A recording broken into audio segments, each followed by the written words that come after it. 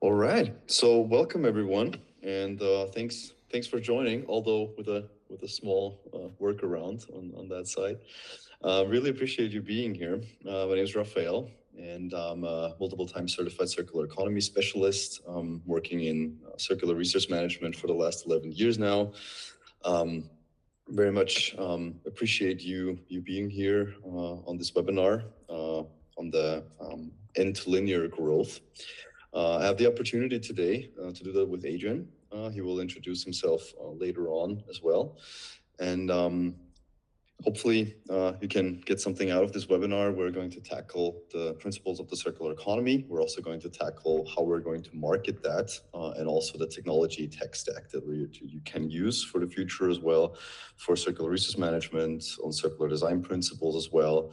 And to be able to give you a little bit of an overview on that whole package, on how to implement that, what are the financial benefits of circular resource flows, of circular design choices, and also what communications you probably need to convince CEOs, to convince CFOs as well. Yeah, so a little bit about myself. I'm a technical member at the Austrian National Committee, the Austrian National Technical Committee for ISO 59000 at Austrian Standards International. I'm also working at the European Union level at the technical committee, also in the SEN technical committee for these standards. I'm also lead auditor at the Certified Circular Economy Officer program at Austrian Standards International, where we have developed a certification pathway for people to get certified in the circular economy and to bring them and equip them with all of the knowledge that they need for the future. Also the head of the Competence Center on Circular Economy and Supply Chain Management in Austria, where I run the Competence Center at the ZRK, the Center for Risk and Crisis Management, and I'm also a former senator. Absolutely. So I'm actually more on the marketing side. I'm coming from more marketing side. So basically, I'm really recently actually trained on the ISO 59000 certification. So also getting very much into the circular economy. And before that, I did basically 10 years of marketing work in different marketing fields at fashion and sportswear companies. Besides that, I'm very interested in products. I just love products, and I don't know why, but I like that. So I did a lot of work in product market fit, range management in footwear, apparel, and accessories. So obviously, again, very focused on fashion and sports. Why is there a need to rethink the linear business model? I mean, there is, of course, a lot to say about that. Of course, it's a lot of topics. Sometimes it seems like a very, very complex problem. But the main thing is to say, or the problem statement that we can provide you with, is that there is a linear logic, a linear value creation logic that is currently unfolding on the planet and in our economic system. So we have a threefold linear logic where we basically have a taking process, we are then having a making process, and then we have a waste process, right? So we're taking resources out of the earth, we're then producing something with it, we're manufacturing something with them. And then basically, due to the fact that we're actually building linear or linearity into our value creation systems, that creates a lot of waste, that creates a lot of pollution, it creates a lot of emissions, it creates a lot of negative supply shocks in the supply chain because we're having a systemic leakage in these linear models. So this is a little bit of an introduction, but it should not focus on the problems today, because we are all known on the problems that we're currently facing. Of course, there are a lot, but it should be about solutions today. Why do we need to rethink that? So there is a little bit of a tension between circular economy, sustainability, and the linear volume-based production and consumption systems that we see. And of course, as we're living in as we're coming from a linear world where resources have been very, very cheap, this volume-based production has been ramping up. Of course, people are a little bit reluctant to pay more for things that are sustainable, right? So the financial aspect to it is, of course, a very important element to this. And so there's a little bit of a tension between the pricing and also the convenience, right? So Everything has to be affordable, right? It has to be supplied at any given price, but it should be as cheap as possible, right? But of course, if something needs to be produced as cheap as possible, the quality and the quantity of these things will probably, suffer a little bit, because you're not building in a durable fashion, you're not building it repairably, you're not building it modularly, right? So the design choices are suffering a little bit from this very much volume-based production system. So from a user perspective, I think there is a very high abundance, and basically the endless expectation that everything needs to be there at any given time in the market, right? And the shift that we're currently seeing is basically going into secondary raw materials, secondary resources, second-hand markets, for example. This is also in line with the European Union and the regulatory aspects that the European Union is focusing now with the European secondary raw material single market. So basically a single market for secondary resource flows. In regards to the business side, of course, there's some race to the bottom. Right? So they are currently having to deal with the regulations. They're having to deal with customers that are expecting more sustainable production and consumption systems. But this is very much included in a current linear and volume-based production and consumption system. So they're very much exposed to the risk, right? So there's the raw material fluctuations from the supply chains and from the supply chains that are coming into Europe, for example, from China. These raw material prices are fluctuating heavily due to supply shocks, negative supply shocks. There's also second-hand competition where people have actually building up now products and systems that are actually competing against these primary raw materials. Of course, that is in the process of actually now being set up. But as I said, the regulatory pressure is what is underlying these shifts, let's say. But of course, there's a little bit of a tension aspect to this. Refuse kicked in globally. Refuse is one of the most important strategies in the circular economy. It's actually the highest circular strategy that one can use. Of course, this is not always applicable to any given system, but refuse is the ability to just say no to things, right? Users, they are shifting from being consumers, mindless consumers, to having a consumeristic, mindless attitude towards life and towards consumption, right? They are being shifted into becoming users. And they have already started to reduce the consumption. That has, of course, multiple reasons, right? So they're not only doing it because they like to, but sometimes because they're forced to, right? Due to the currency devaluation, subsequent inflation aspects, they are basically then having to refuse certain things. They're cutting back on spending. They're cutting back because of the risk factor that they don't know what is happening next year or in 2 years, for example. So this is a very important thing that we currently see in a lot of markets, and a lot of systems, not only economic systems, but also political systems and social systems. And so we can differentiate a little bit. So linear growth and the circular growth that we are now looking at is to say that the linear growth is basically, as stated, a volume-based production method, right? This is then subject, of course, if the supply chains then having a supply shocks, for example, then these linear systems are subject to price increases and to raw material price increases.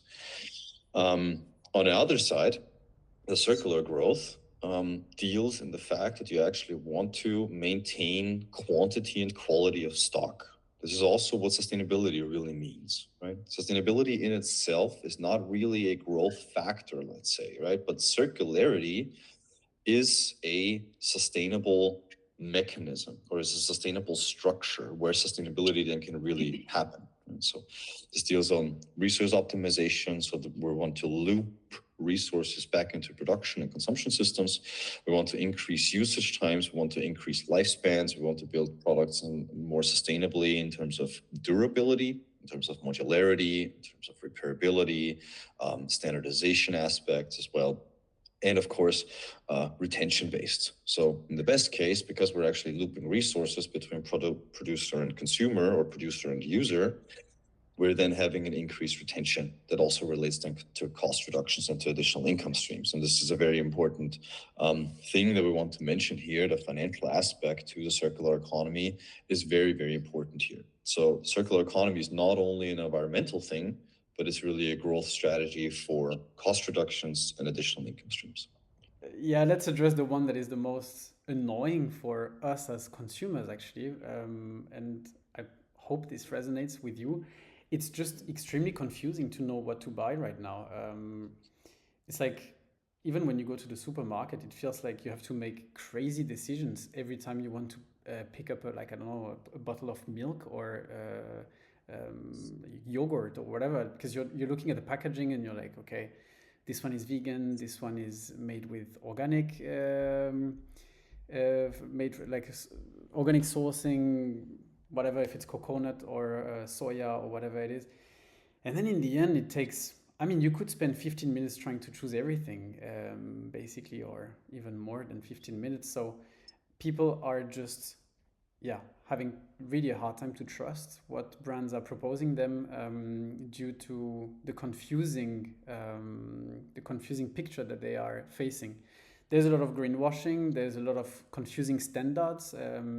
B Corp seems to be one of the best standards out there in terms of, okay, if you see that a company is B Corp, it's like, okay, I'm going to trust that.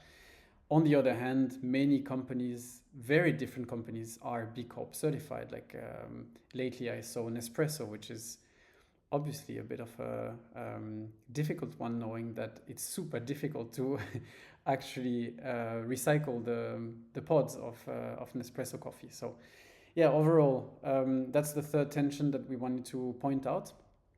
And if you go to the next slide, basically there is the result, which is a kind of a double squeeze situation in the market that is linked to the linear business model. So, yeah, like traditionally, you would have companies that have a very easy way to source whatever they need to create what they sell.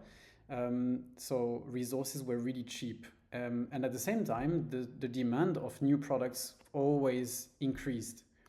And right now, the situation is actually that resources are not cheap anymore, especially raw materials. As we know, like when there is a political, like geopolitical situation, such as what is happening in the Strait of Hormuz, resources become more expensive, energy is becoming more expensive, and that means that obviously it costs more to produce. And simultaneously, consumers don't want to buy any more new stuff because they have so much available in the secondhand market. So it's like, okay, why am I going to buy new when I can get the exact same thing for cheaper and in really good conditions? Plus, obviously, the last point that we talked about, which is the confusion. And that brings the linear business model in a big like pressure situation. Perfect. Thank you very much, Adrien. And yeah, to touch on that point, I think this is very, very, very important, right? Because all of the companies now coming up with, well, we are sustainable, right? All right, but what does that really mean, right? So this is the greenwashing aspect that Adrien just talked about. But what we want to equip you with today is basically the fact that sustainability can only be achieved if you're implementing circular resource systems. And these circular resource systems are really a mechanism for profitable resilience. So the fact that circular systems actually make the whole system more resilient and in turn make your products and services more sustainably will enable you to tick all of these boxes for reporting, for investors, for all the stakeholders that you have in your network. And so this is what we wanted to go into a little bit. How are we building these things? The circular economy or circular resource flows can be broken down into three very, very simple fundamental things, right? So the first goal is to design out waste. Waste in the circular economy is not really some economic fundamental reality that we need to deal with that is God-given. No, it's just a thing that we have named, but what we actually mean by that is actually systemic leakage, right? It's a design flaw, right? basically waste is a design flaw. And so what we want to do in the circular economy is basically building products and systems that are not becoming waste in the first place. So waste avoidance is key. And there are a lot of strategies that you can use, which we will go into, but this is the first topic. So elimination of waste, designing out the concept of waste, because it's nothing real. There is no really waste in nature. And so we're using nature's principles as well to avoid waste. And this will lead to waste elimination, which subsequently leads to cost reductions as well. But this is also what we're going to go into. Waste elimination, this also subsequently leads to pollution reductions. It also leads to reduced systemic leakage for systems and business ecosystems. What we then want to do is building our products and systems in a way with circular design choices, and then therefore we are able to loop resources. So we're talking about a lot of times we're talking about loops, we're talking about circular resource flows, we're talking about cycles, you name it, but looping resources or building these loops basically means we're going to re-inject all of these resources into our own supply chain through a closed loop system or an open loop system with a third party that is going to bring that back. But this will then, in turn, due to the fact that I can drastically reduce my procurement with that because I'm looping these resources back into that has in turn a reduction of procurement costs associated with it. That also has in turn a reduction of disposal costs into it because I'm building a product in a way that it's not becoming waste. And then I'm thinking about, well, how can I design a product to actually loop it back into my own systems at the end of life? This would in turn reduce disposal costs, right? Also, what this does is reduces compliance costs. So these systems being set up enable you to actually then tick all the boxes for reporting and for compliance as well. So you can solve multiple problems at once with the circular economy. And this is, I think it's very important to understand. It's a financial benefit driver. It's a resilience driver for supply chains, for business models, for customer retentions. So it has multiple effects for your business ecosystem. In the regeneration part, we're all talking about sustainability, we're all talking about regeneration, but the circular economy and circular resource flows, due to the fact that it's actually a operating principle in nature, enables us to regenerate wallets and the planet simultaneously, right? So not only can we achieve impact reductions in the environment, for example, chemical leakages, waste leakage, pollution as well, yeah, you name it, all of the environmental impacts that a linear structure has. We can also achieve cost reductions and additional income streams, which would subsequent regenerate wallets, let's say, right, or the economic bottom line of companies. And for example, we can also use circular resource management or circularity as a base principle to regenerate people. This is also important. It goes a little bit into another topic, but there's also a circular economy happening in the human body, for which, of course, if you're refusing certain things, then of course regeneration happens automatically. And so this is where we can tackle sustainability, not from one dimension, but rather from an environmental, economic, and social dimension simultaneously, but we need to include that into a circular structure or circular superstructure. How to make that work? So we're now going into, well, how do we actually do this, right? There are circular business models. There are certain circular strategies that we can use. Of course, there's a lot to talk about, but we have we tried to bring you a couple strategies from these things. So for one, the circular economy as circular business models plus tech. So we need to think about, well, the circular economy is one thing, but also the technology part. This is what the European Union means with the dual transition, right? So you need to have the data infrastructure in place and also the resource management infrastructure in place. One without the other will be probably a little bit difficult to do.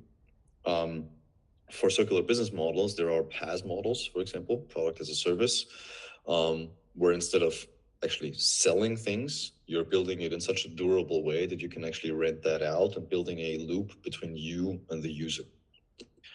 And so this is then increases customer retention. The resources are being brought back as the user becomes then a supplier for your business model. So there's a little bit of a mindset shift as well.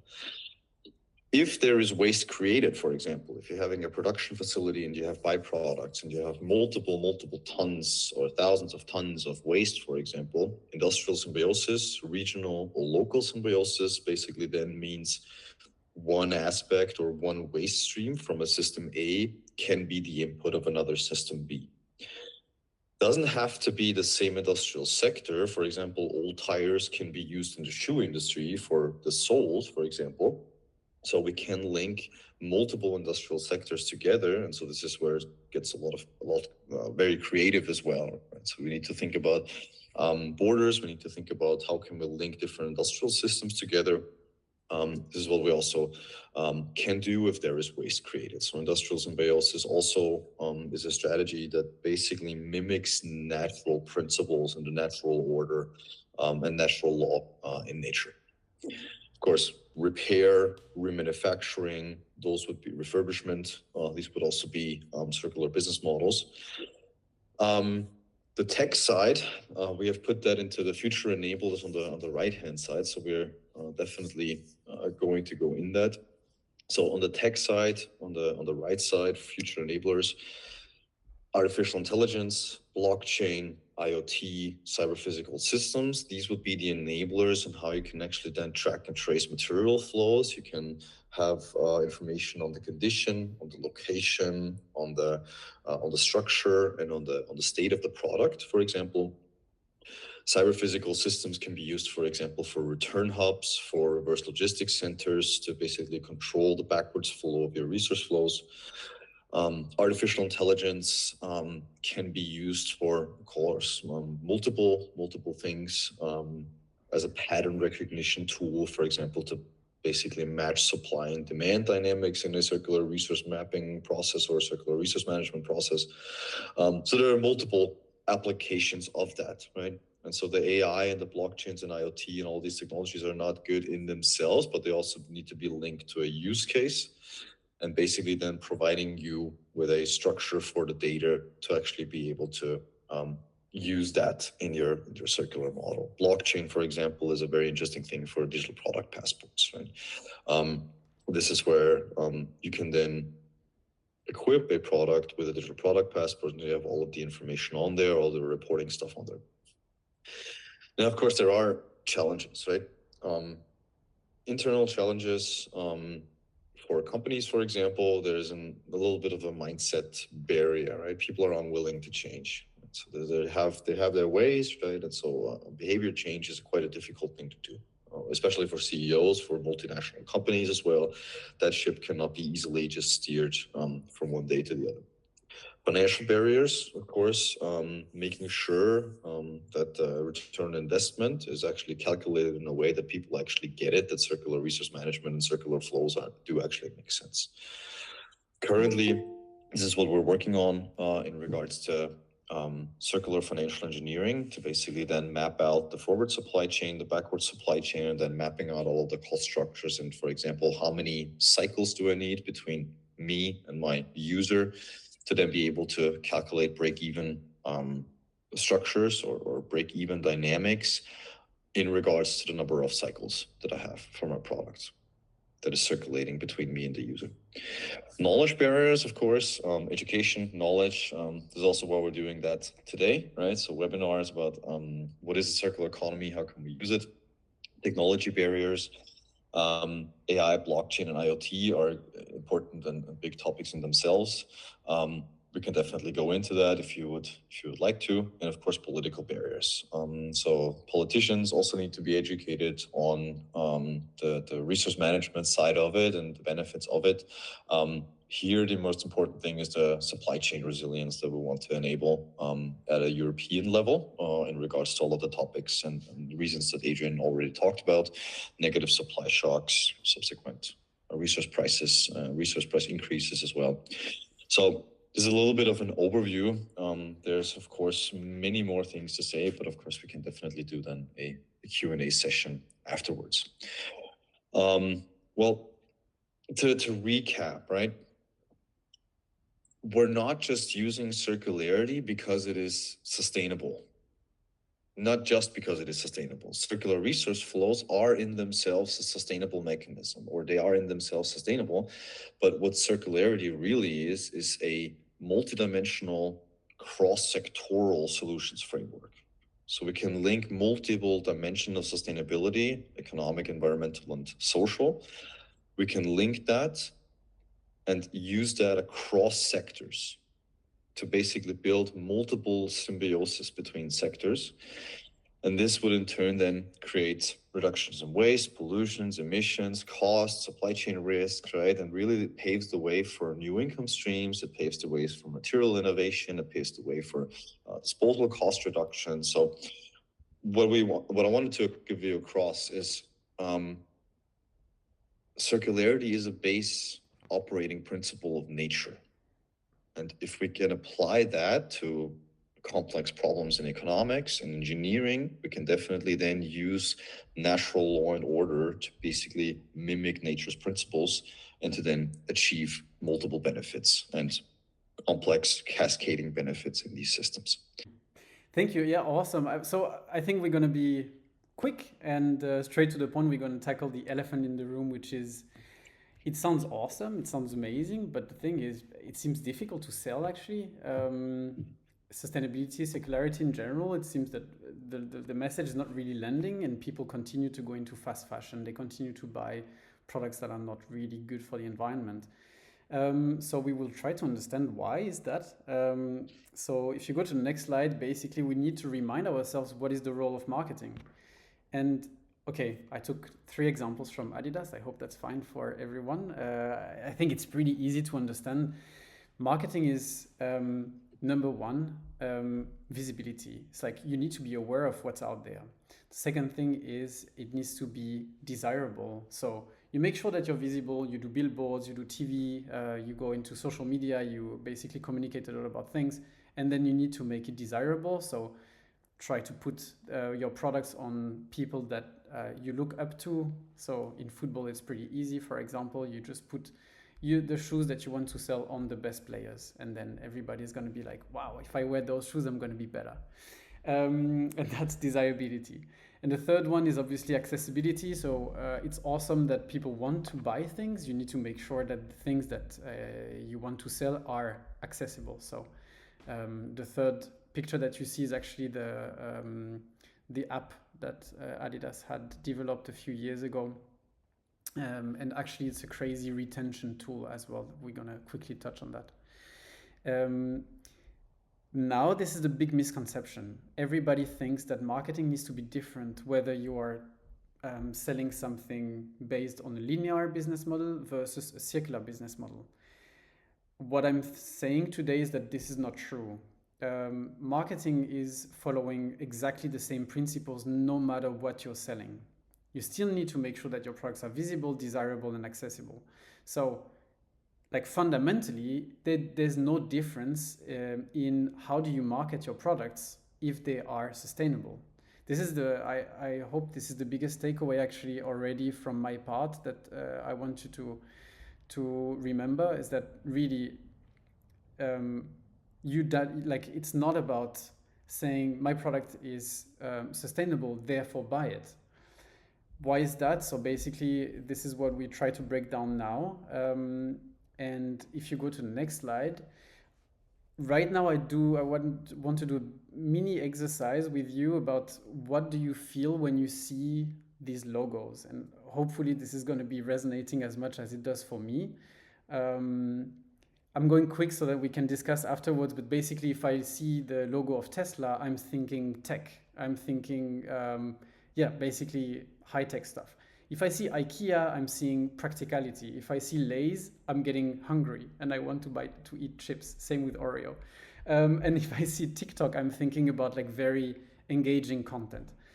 All those things are following exactly the same logic. And the logic is that people buy 3 things. So if you go to the next slide, hopefully this is going to be easy exercise for everyone. But if you see the left picture, try to think of the first word that comes to your head about what are you buying when you buy this little item from IKEA that, I don't know, maybe 50%, 60% of the people have at their home? Um, the second one is this Uniqlo bag that I don't know how many people have it, and they have created them in all colors possible. Um, what does that mean? Like when you wear it, what do you feel? And the third one, I don't know if everybody is aware of this, but there is a crazy situation with Trader Joe's in the US where they have those bags for $3, and actually they resell in Europe for like $30. Everybody wants a Trader Joe's bag. What does that mean? Like, what are people buying basically when they buy those things? Okay, that's basically it. There are three levels. Number one, you buy practicality, and that's the IKEA example. It's not like something that you feel. It's basically, I need a chair, I need a table, and IKEA is proposing a table for €5, so awesome, I'm just going to buy that. The second thing is the emotional side of things. Maybe you love the color yellow or you love the color green, and if you are able to talk to those emotions of your consumers or users, that's going to help you to sell. And this is a bit of a scale, basically, from practical to emotional to cultural. Cultural is obviously the most powerful thing of all, is that it's a bit of an identity that you're buying. When people see you with a Trader Joe's bag, they are like, wow, this person is in. This person knows about being seen as an icon, kind of. So desirability plays on those three territories. Now, the big mistake that a lot of brands are making when selling something that is circular or sustainable is that they don't think about those three territories, and they go straight to three other territories that are very, very difficult to sell. And the first, most important thing that we need to remember is that you don't buy things because they are interesting. You need to tackle those territories of practicality, emotions, and culture. When you think about all the ads and communication that you see about sustainability and circularity, many times brands get into the trap of, we're going to sell it through soft virtues, kind of, this kind of cute messaging of, oh, it's all green and it's all, but this is not engaging. It's not really like, I don't want to buy this. I don't want to look like this, because it's a bit boring, let's be honest. The second one is they play a lot on guilt, and guilt is a negative feeling, whereas to be able to sell something, you need to play rather on positive feelings. You want people to look up to something, not be scared of looking down to something. And guilt is so widely used by NGOs, and maybe it works to a certain extent, but it's not working as well as those positive values promotion. And the last one is to give people this mission of like, okay, you need to be the one that has the weight of the whole world, and you need to change the world. It's like, yeah, but I'm just one person, and I have my load of things that I need to manage in my own life, and now you just want me to become the superhero. That's too much to ask for your consumers. So yeah, that's a bit the messaging, the message that I wanted to give you today. Remember, people and companies do not buy values; they buy outcomes, feelings, and belonging. So if I try to summarize a little bit everything we said today, everything that Raphael presented, I hope you see it as basically the foundation of how to build a business that is going to work, a business that is going to be robust, that can answer fast all the geopolitical situations that might happen, all the environmental situations. By adopting circular strategies, you just make your business stronger, and that's the foundation of being successful. When you move to the marketing side of things, you need to market what you sell. You don't need to market how you do things. So circularity, see it as how do you do what you do, and marketing, see it as I want to promote practicality, emotions, and culture. But forget about being cute or talking about crazy big missions that people cannot digest or play on guilt. Remember what actually people buy. And I just want to add one thing, which is you need to remember why people are buying you in the first place. And this doesn't change if you are whatever company, like even if you think H&M, Zara, whatever companies that are doing fast fashion, people are buying trend. They are not buying, whatever it is, like green, you know? So don't change your communication to green because people continue to buy trend, you know? And if you think green and sell green, people will just stop buying you. And you need to continue on the territory that actually sells. One last thing, which is everything about, basically I'm just going to contradict quickly myself, but it's not really a contradiction. It's about when can you actually focus on circularity in your communication? Well, basically it's still when circularity is talking about practicality, emotion, culture. And you see that secondhand is one of those that became a cultural thing. Everybody's now buying in secondhand. Why? Not because it's sustainable, but because it's cool.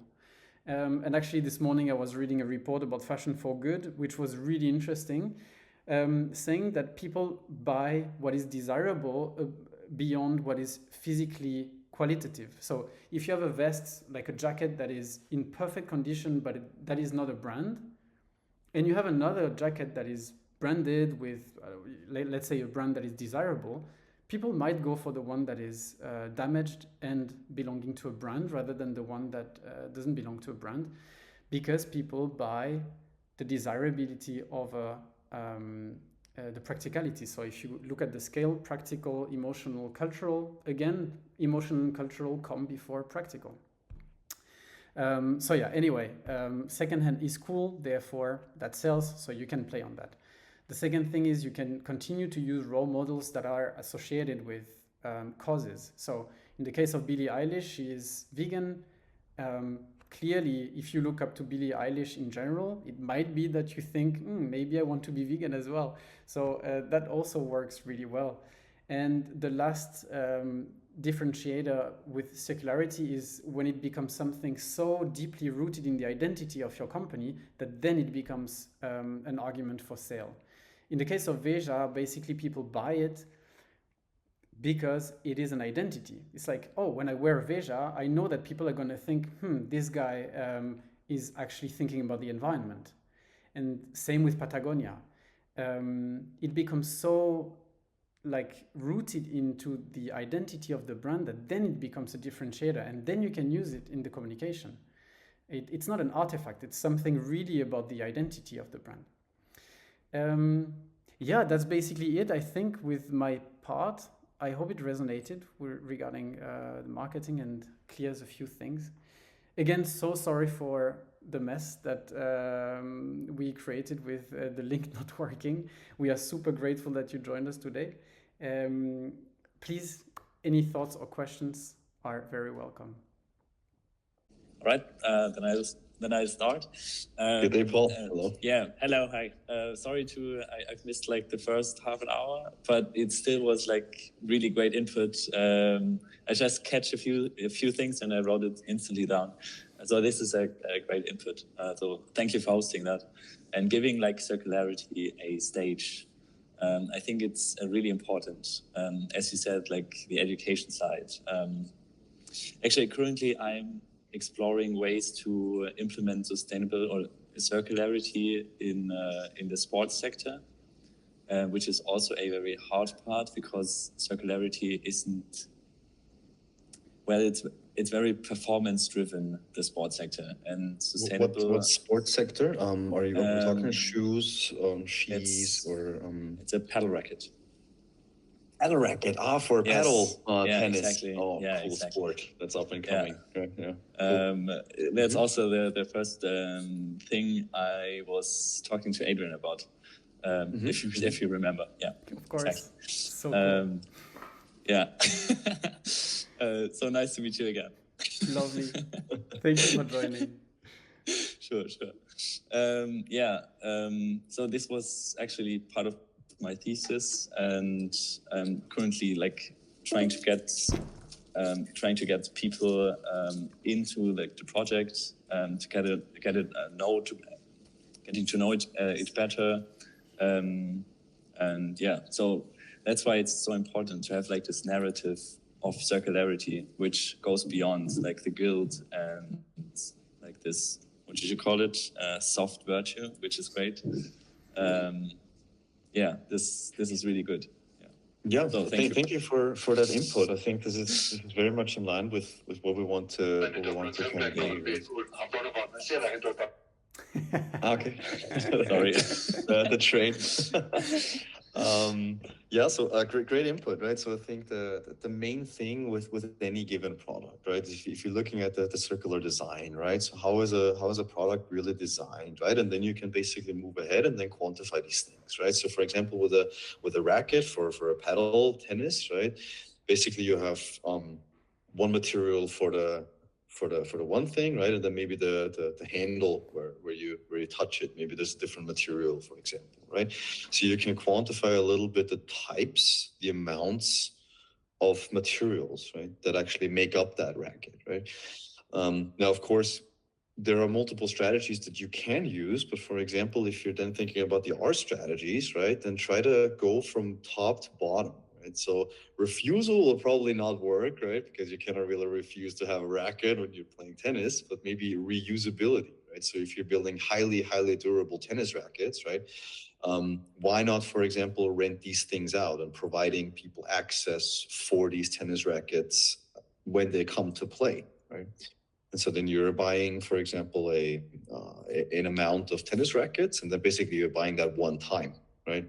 And then basically you have multiple cycles that you can rent out. And if some racket then breaks, for example, after 1 or 2 years, you're then replacing only one thing, right? Only one racket, and not the whole amount of all the rackets, for example, right? If you're using then a mono material, this could also be one strategy, for example, right? Not using various different things, but also things that could be maybe disassembled, for example, right? Or you're doing it in a mono material, right? So there are multiple strategies that you can use. Of course, the value retention is always the main part, right? And then, for example, you can also then sell it as a fact to basically say, well, we're providing access to these things as well, and we are a waste-free sports center, for example, right? This would then in turn be the function of circularity, to people say, all right, those people are sustainable because they're not producing any waste, but they're not producing any waste because they're actually circular, right? So maybe there are these strategies that one can use. Yeah, and of course, different other technologies. Just to give you some background, this is exactly everything you talked about. I tried to implement in this project to have a product which is, or the conventional paddle racket is like really bad. It's a composite of like multiple materials, and it can't be. Yeah, exactly. Yeah. Like a really bad product in itself. So I tried to break this down, having monomaterial components, making the whole racket repairable through the exchange of every component, and also developing a business model which builds on rental use.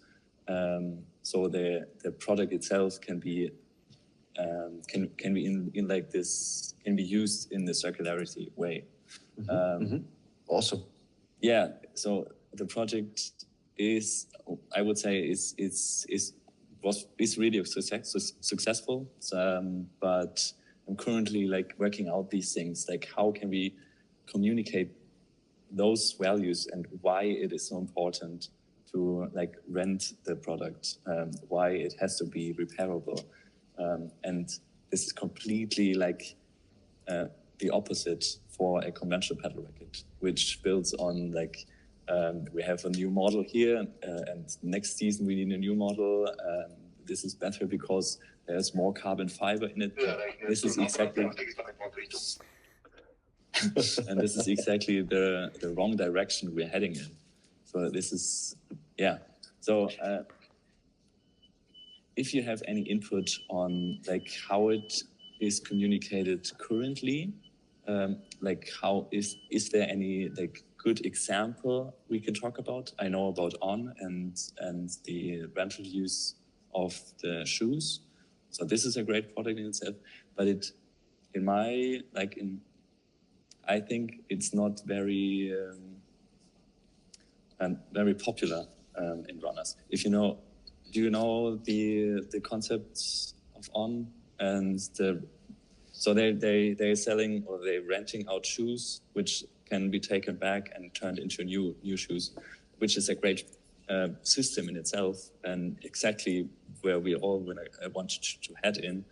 But I think it not resonates with the user, and also from the price perspective, it's like a great invest, or it's more pricey than a conventional running shoe. Mm-hmm. So I mean, on the communication side, I would give that maybe to Adrien in regards to the marketing, but I think in regards to formulating the benefit, for example, you can also think about, well, what is a new, let's stick to the racket, right? What does a new racket cost, right? Maybe a good one, a very good one, 100 euros or something like that, right? So they need to buy that, but then the usage times that they actually have, right? You need to put that into perspective. Right? For example, if they're paying 2 to 5 euros per usage per paddle tennis, right? And if they're only going 30 times a year, for example, then they have basically reduced their costs by 40 euros, right? So the financial element of that and the communication of cost reductions, that it's better to actually rent that out and give it back, and that actually results in cost reductions. I think this could be one differentiator, how to communicate it. I mean, the financial element is always important, right? And if there are people that calculate that and say, well, all right, how many times do I actually go, right? Or do I buy once and then I need to go 100 or 70 times or something like that, right? But I'm not really doing that. And the amount of times that I really go paddle tennis, I would reduce my costs overall for 30 to 40 euros. And then you can calculate the percentages of cost reductions and then put that, for example, to marketing. But on the communication side, I'm more of the financial return on investment side, right? But the communication, maybe Adrien has also a point to that as well. Yeah, quickly, I think, but Paul, I think you know already. I'm just going to reconfirm, pretty sure that you already clear about this, but I would again go back to practicality, emotions, culture.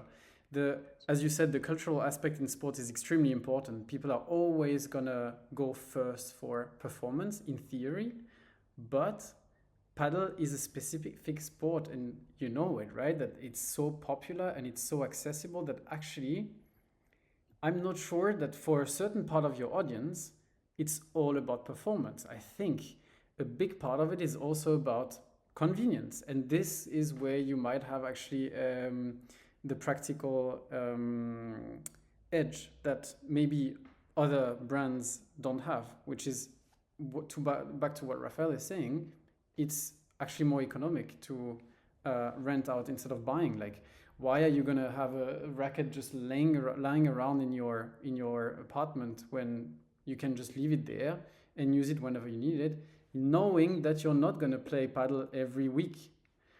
So what is really important again is to go back to who is buying and why are they buying. Frame this extremely well, and then think about what is the practical element, what is the cultural element, and what is the emotional element that you play on. Really, this grid is so helpful to make sure that you're targeting those right people. I just want to say, so indeed, I think you do have one competitive advantage, which is, yeah, you are addressing a really practical element to it. And the second one is, same as the Veja example, if you build your brand around the emotional component, which is, I am conscious, and this, when I use this racket, I look like I'm conscious, that could work. Just watch out that this is a dangerous territory in which if your consumer is actually buying performance, this is dangerous because you're not going to tackle the emotions of performance. Yeah, but again, I'm pretty sure you know this, right? Perfect. Thank you very much, Adrien. Yeah, please, Paul. Thanks, last Adrien. words. Otherwise, we would give the word to other people as well, because we're. Oh yeah, sure. Yeah, sorry.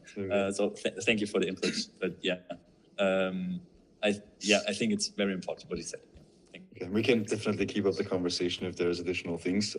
If anyone else wants to jump in with questions as well, I also would like to give the floor to Leonora and to Jenny as well, or to Johanna. I don't really have any input. It was super interesting to hear about your project, Paul. And I think it's just generally a really good reminder that sustainability and circularity is very rarely the USP for the end consumer. And I feel like quite a lot of companies or like startups get stuck in that and like over communicate that. So yeah, exactly. As Adrien perfectly well said, right? It's the back end. I mean, no one really cares on how you're doing your process in the back end, but if your back end resource flows are highly efficient, right, then basically you can market that as you have done before, right? But your internal structures in the back end are just improving. Yeah, Leonore, Johanna. Maybe I have a question, but Sure. like only in short. I have a bit of an issue with the price of sustainable choices. Like if we talk about Patagonia, if I need a shirt and I go secondhand shopping, it takes me probably more than an hour to find a shirt in my size. If I go to H&M, which is not good, then I have all the sizes very cheap. And Patagonia is it's still a shirt. And I think the quality with H&M and Patagonia, it's more about that they pay the right price for the resources there in Patagonia, but not like in H&M. And I think it's very hard for like a normal consumer to pay this kind of prices. And there are so many like fashion brands who like tell on their website that they're sustainable and they're very fine and so on. The shirt is about €100. And I think like a normal student has a hard time buying this kind of stuff. Totally, I think correct. I mean, the pricing element is definitely a point, right? People will take the cheaper option and sacrifice maybe the sustainability aspect for it, right? Because it's just more direct for the livelihoods, probably. I think this has to do also with economies of scale, let's say, right? Because we're actually then looking at the European Union as an industrial strategy, or circularity for the entire European Union as an industrial strategy. This is where we then actually want to have the secondary raw materials and the more sustainable options to be price competitive, right? But of course, that has to do also with the infrastructure. So I think this is a little bit more on a long-term price or a long-term shift in the market, I would say. And if you're factoring in then, for example, the real life cycle costs that H&M really has, right?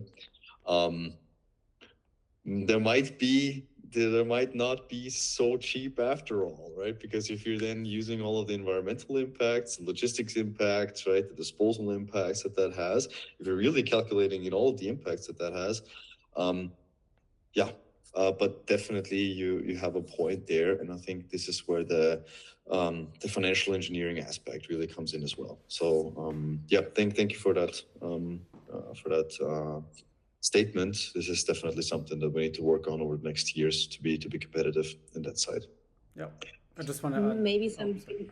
No, go for it. Sorry, sure. I just wanted to say. Because I have kind of the marketing direction question. Because how can I make this product like desirable? Because I need to pay a good amount of money in the marketing probably to make this product really like known and desirable for the consumer. And marketing is not cheap, so the product price rises. And I think it's a bit like a chicken egg problem. So if I want to make good marketing, the product gets more expensive. Yeah, it is a really, really good point. I don't know if I have a straight answer, especially in 1 minute, because we're going to be cut. The call is going to end. But thank you. This is a really good question. I'm definitely going to answer it as soon as I can on LinkedIn and on Orbis. By the way, everyone, Orbis is a really good platform that you should check out. Sorry, Leonore, I don't think I can answer right now. It's too short. It's unfortunately the Google call ends in under a couple seconds. But yeah, let's keep up the conversation. So we're definitely going to host another one. We're definitely going to do these sessions again. So let's keep it up. And if you have any questions additionally, just reach out and we can also jump on calls. So thank you very much, guys. Appreciate it. Thank you, Adrien, as well. And wish you all the best in your initiatives and projects. And that's looking forward to hearing from you again. So all the best, guys. Thank you. Thank you very much. And connect with Thank each other. you. You're all cool. Thank you.